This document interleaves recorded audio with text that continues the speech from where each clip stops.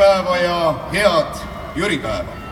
Tõepoolest, tänane veteranipäev on ilus, sest mäletame ju ka veteranipäeva, mil oli 3 kraadi sooja ja sadas paduvihma.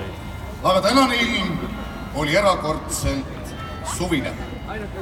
Meie veteranikuu üritused lõppevad traditsiooniliselt siin Vabaduse väljakul kontserdiga Veterani rock.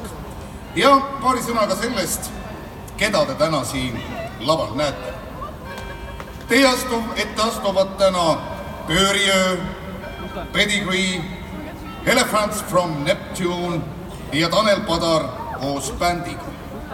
Aga jätke meelde üks oluline kellaaeg. Kell 20:43 suunati kõik oma telefonid taevasse, sest Vabaduse väljakult teevad ülelennu brittide Apache ja Wildcat kopterid.